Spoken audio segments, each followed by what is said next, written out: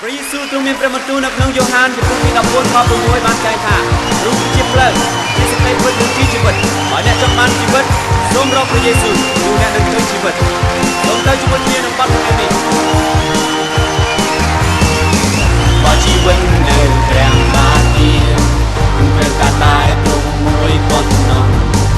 ស្វែងរកទ្រង់ព្រះអង្គទ្រង់នៅក្បែរ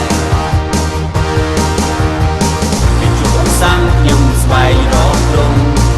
មួយប៉ុណ្ណោះដែលខ្ញុំត្រូវការសុខមិនទៀមខ្លួនចង់ចូលនឹងព្រះអង្គផ្លូវមួយព្រះគ្រីស្ទខ្ញុំរស់សម្រាប់តែព្រះអង្គមួយប៉ុណ្ណោះផ្លូវមួយ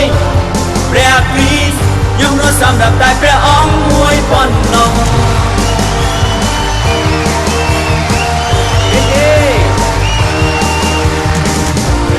តែងតែគង់នៅក្បែរក្នុងពេលនៅត្រង់ទីកន្លែង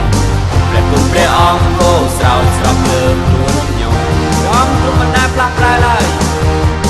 ព្រះអង្គទ្រង់មិនដែលផ្លាស់ប្រែឡើយនៅសម័យថ្ងៃនេះដដែលជារៀងដរាបអង្គកមានទីបញ្ចប់ផ្លូវមួយព្រះគ្រីស្ទខ្ញុំរស់សម្រាប់តែព្រះអង្គមួយប៉ុណ្ណោះមានផ្លូវមួយព្រះគ្រីស្ទខ្ញុំរស់សម្រាប់តែព្រះអង្គមួយប៉ុណ្ណោះមានផ្លូវមួយព្រះគ្រីស្ទខ្ញុំរស់សម្រាប់តែព្រះអង្គមួយប៉ុណ្ណោះមានផ្លូវមួយព្រះគ្រីស្ទខ្ញុំរស់សម្រាប់តែព្រះអង្គមួយប៉ុណ្ណោះនោះគឺជាផ្លូវនៃពិតនិងជីវិតយើងរស់ដោយជឿមិនដោយមើលឃើញទូទ្រង់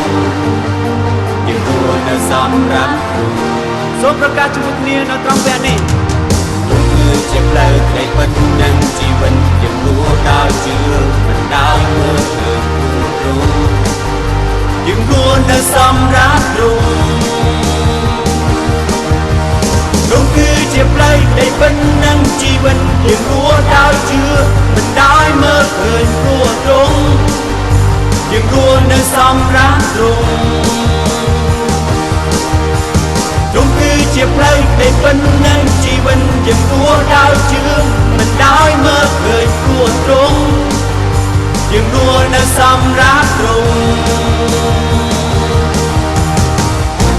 ផ្លូវមួយព្រះគ្រីស្ទខ្ញុំរស់សម្រាប់តែព្រះអង្គមួយប៉ុណ្ណោះផ្លូវមួយព្រះគ្រីស្ទខ្ញុំរស់សម្រាប់តែព្រះអង្គមួយប៉ុណ្ណោះផ្លូវមួយព្រះគ្រីស្ទខ្ញុំរស់សម្រាប់តែព្រះអង្គមួយប៉ុណ្ណោះផ្លូវមួយព្រះគ្រីស្ទខ្ញុំរស់សម្រាប់តែព្រះអង្គមួយប៉ុណ្ណោះហាឡេ